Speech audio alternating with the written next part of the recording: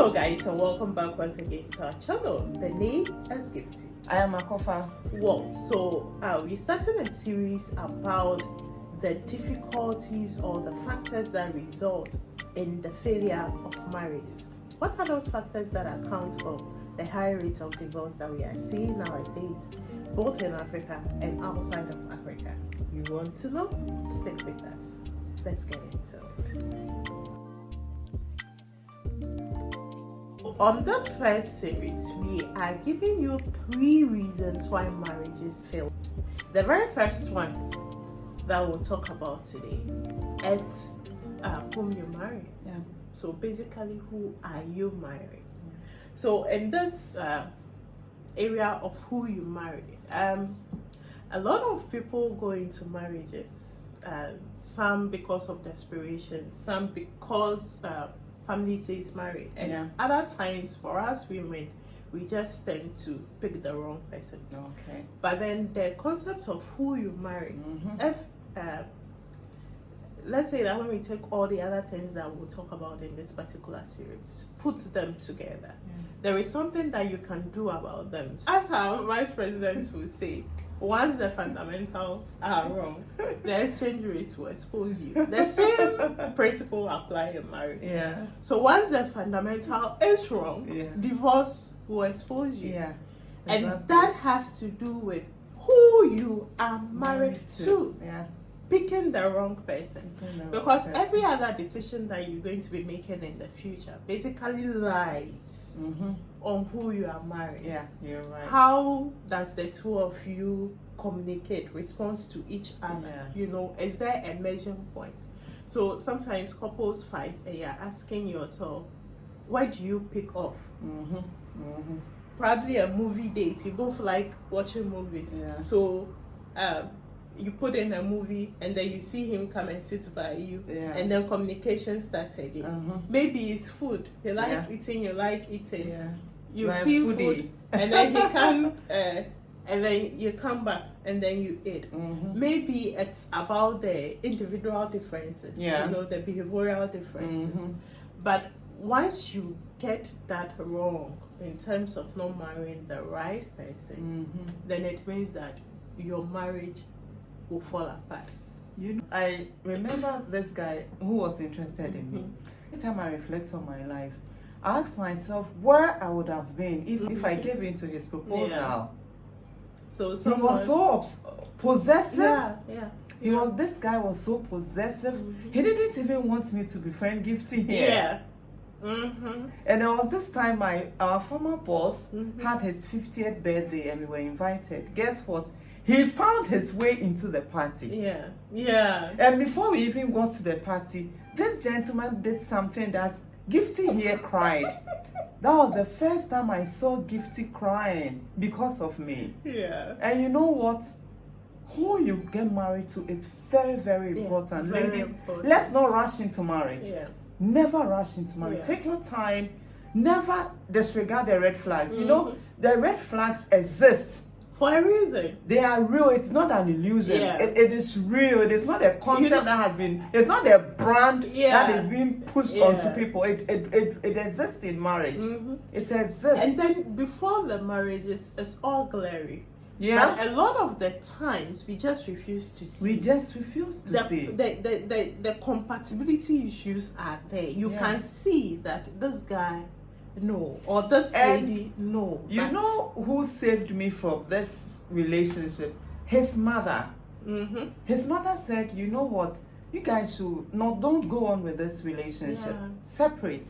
And I thank this woman wherever she is.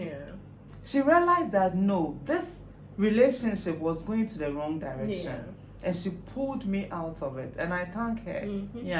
So who you marry, it's crucial. It is so crucial. The thing is, your future actually depends on that person, on that one person. Because everything you do regulates around that person.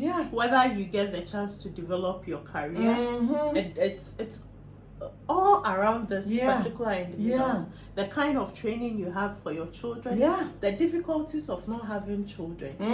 How do you even approach it? It depends on this person.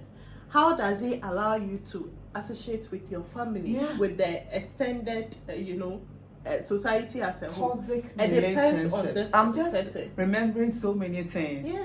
Where when somebody gives me a lift, he will go and look for the person.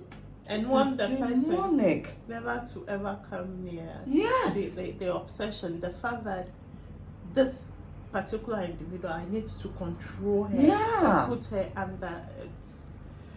It's actually, that was a dark time. Yeah.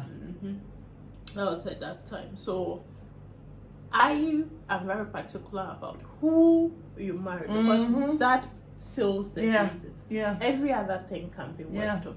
But once you get that footing wrong, it's like a house. Once the foundation is wrong, it comes crumbling. It will come crumbling. So the marriage, if the person it's wrong, it comes crumbling down. Exactly. And then the second one is the marriage itself, the concept of marriage. Yeah. Relationship are a beautiful bubble.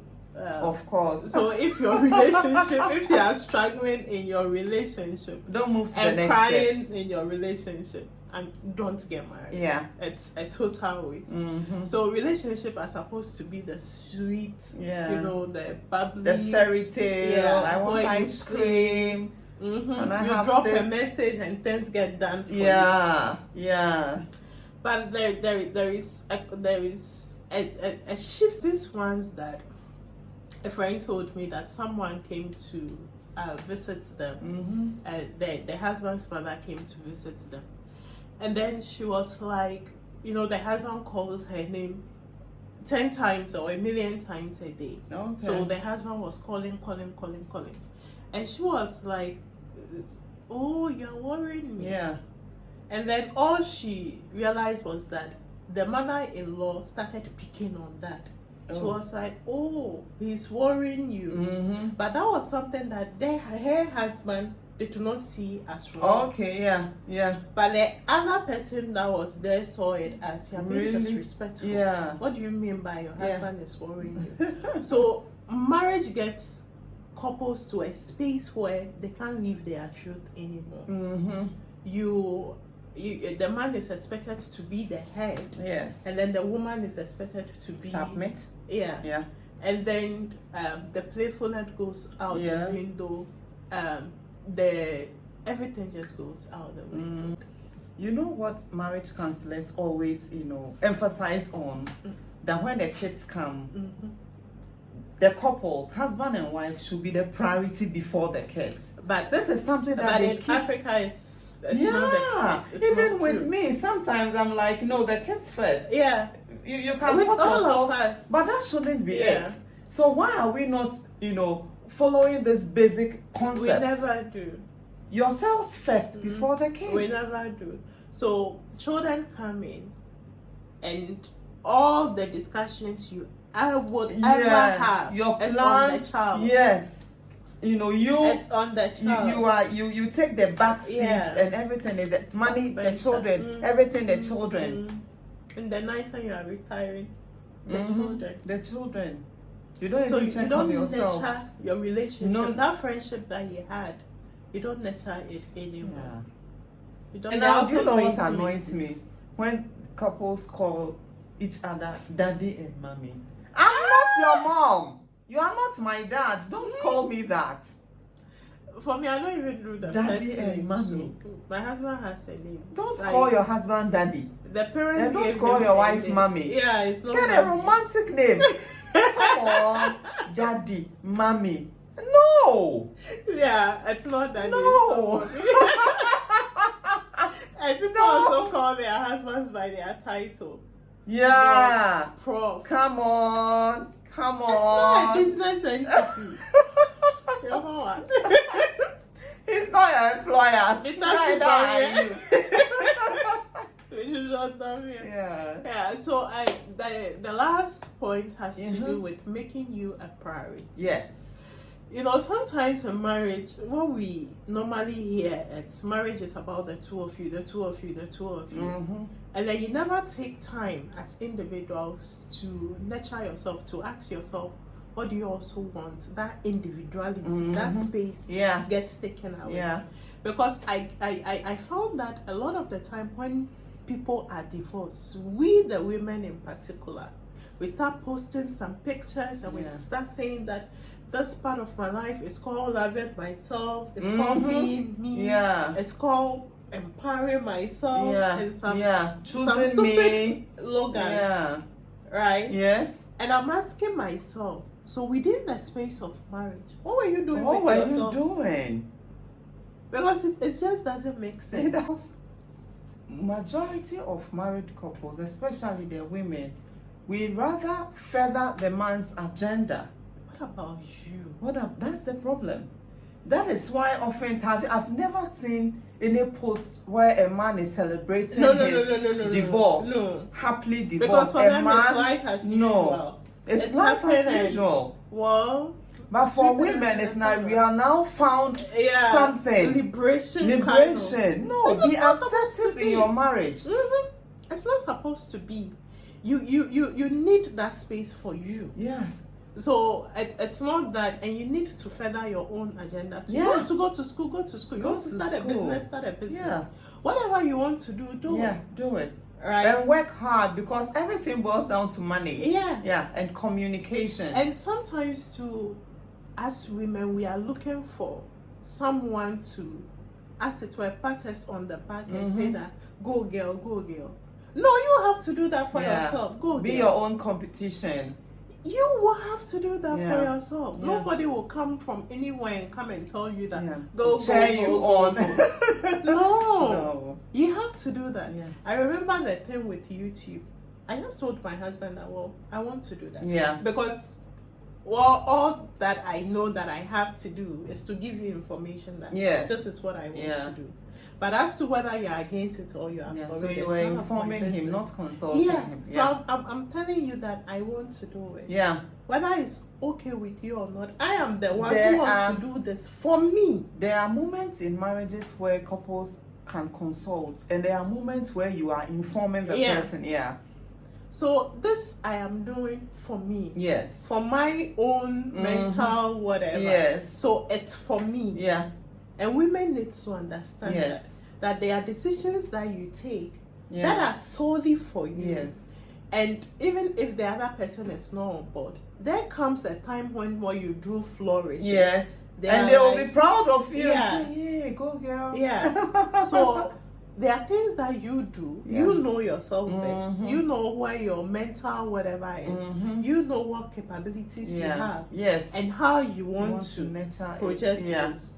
So you need to put yourself first. Yes. And I believe that if a woman doesn't put herself first, the marriage cannot work. No, because you will not be happy. And if you are not happy, how do you project happiness onto others? And then your that will be a lie. Yes, they will be living a life of lies. I tell myself that I cannot be in a marriage where one person is the only happy one. No. Like the husband is the only happy one. So he wants this and it gets done. And I struggle to make sure that I please him, etc. That is why when couples, some of them get to the breaking point and they want to leave, it surprises the other person. Yeah. Because they are surprised because you have made them happy. Yeah. So how come you are not happy? Yeah. Yeah. They get surprised. Yeah. They get surprised because it's like, I'm happy. How come you are not happy? You make me happy. You've given me your time. How? Absolutely. They get surprised. Yeah. And so this message really, it's for we African women. I know the guy, it's my friend, he's my family. And he and the wife, the wife has given him 5 beautiful kids. Whoa. And he has gone to do all the programs, has nurtured his career, he has flourished. Yeah. And the woman has just a first degree. And she's at home, and she's in the government sector, and she takes small money. Yeah. And I'm like, so what about her?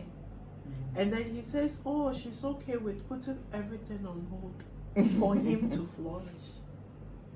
So why don't you flourish together? Yeah. What's the crime with that? And you know the issue with that, women, listen, when he's up here and you are here, it gets to a point he can't even take you to no. You are going nowhere. Party. He cannot take you out. You are going nowhere.